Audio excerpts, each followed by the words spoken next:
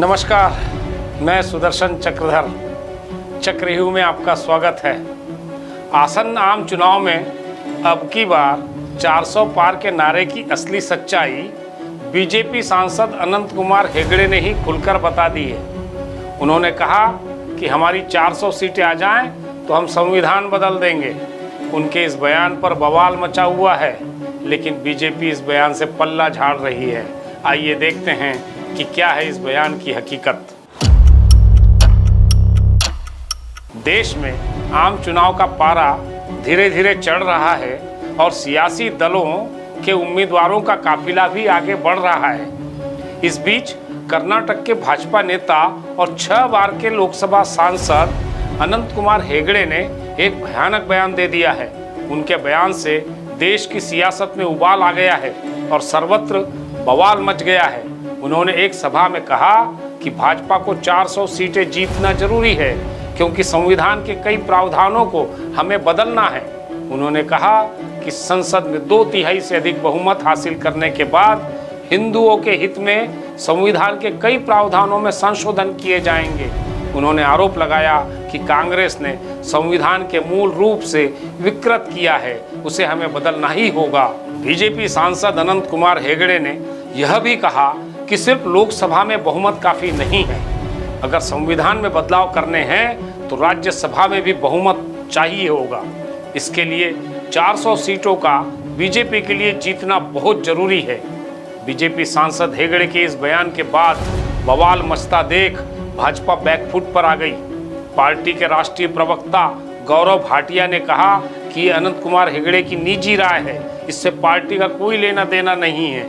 भाटिया के अनुसार भाजपा का हर कदम, भाजपा का हर निर्णय हमेशा हमारे देश के हित में और संविधान की भावना के अनुरूप होता है। बता दें कि अनंत कुमार हेगड़े कर्नाटक के उत्तर कन्नड़ लोकसभा सीट से भाजपा के सांसद हैं। वे 6 बार जीत चुके हैं। उन्होंने कहा कि कांग्रेस ने संविधान बदल दिया है और कई विकृत संशोधन करके पूरे हिंदू समाज पर अत्याचार करने वाले कानून बनाए हैं। हेगड़े के अनुसार अगर ये सब बदलना है तो इस बार पीएम मोदी को 400 से ज़्यादा सीटें जीतनी चाहिए।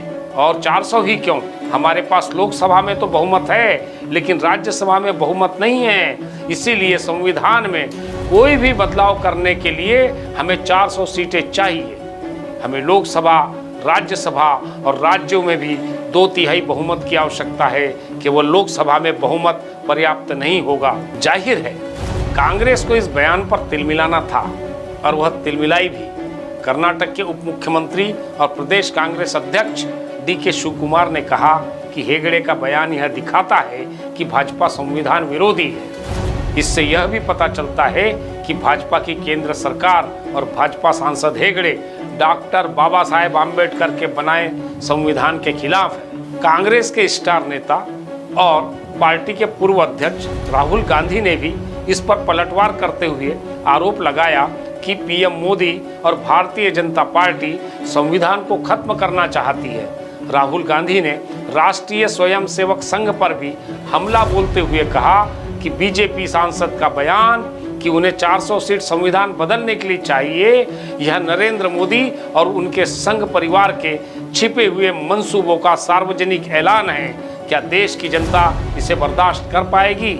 वहीं कांग्रेस अध्यक्ष मल्लिकार्जुन खड़गे ने भी हेगड़े के बयान पर गंभीर चिंता व्यक्त करते हुए इसे देश के धर्मनिरपेक्ष लोकतांत्रिक ढांचे पर हमले का प्रयास करार दिया है। उनके अनुसार बीजेपी सांसद का बयान संविधान को बदलकर देश पर तानाशाही थोपने के आरएसएस के एजेंडे को उजागर करता है। खड़गे ने कहा कि इससे स्पष्ट है कि आरएसएस बीजेपी अब SC, ST और OBC के अधिकार छीनने से लेकर चुनाव को दिखावटी बनाना चाहते हैं, मगर हम ऐसा नहीं होने देंगे। उन्हें लोकतंत्र पसंद नहीं है, मगर कांग्रेस और इंडिया गठबंधन अंतिम सांस तक संविधान के तहत मिले लोकतांत्रिक अधिकारों को बचाने की लड़ाई लड़ते रहेंगे। कांग्रेस अध्यक्ष मल्लिकार्जुन खड़गे ने X पर लिखा कि मोदी सरकार, बीजेपी और आरएसएस गुप्त रूप से तानाशाही लागू करना चाहते हैं। वे भारत के लोगों पर अपनी मनुवादी मानसिकता थोपेंगे और एससी, एसटी और ओबीसी के अधिकार छीन लेंगे। इस देश में कोई चुनाव नहीं होगा और होगा भी तो दिखावटी होगा। खड़गे और राहुल गांधी के अलावा पी चिदम्बरम और जयराम रमेश सहित असदुद्दीन ओवैसी आदि ने भी बीजेपी और हेगड़े की खिंचाई की है। इसके अलावा आज़ाद समाज पार्टी के नेता चंद्रशेखर आज़ाद ने भी बीजेपी को आड़े हाथों लेते हुए एक्स पर लिखा कि संविधान बदलना भाजपा और आरएसएस की पुरानी मंशा रही है। भाजपा सांसद हेगड़े का 400 सीटों से संविधान बदलने वाला बयान उसी मंशा को और अधिक पुख्ता करता है। आज़ाद ने यह भी लिखा कि जिन लोगों ने बाबा साहेब डॉक्टर भीमराव अंबेडकर की जीते जी शव यात्रा निकाली हो, वो लोग उनके बनाए संविधान को कैसे स्वीकार कर सकते हैं। भाजपा समानता और लोकतंत्र विरोधी है। बहरहाल जो भी हो, भाजपा ने अपने एक सांसद के माध्यम से हिंदुओं को एकजुट करने के लिए पुड़िया तो छोड़ ही दी है और अब वह तीर सही निशाने पर कैसे बैठता है और उसके परिणाम क्या होते हैं, यह तो आने वाला वक्त ही बताएगा। तब तक रहिए होशियार, करिए चुनाव परिणाम का इंतजार और चक्रव्यूह में अगली बार फिर किसी ज्वलंत मुद्दे पर भरेंगे हुंकार। नमस्कार।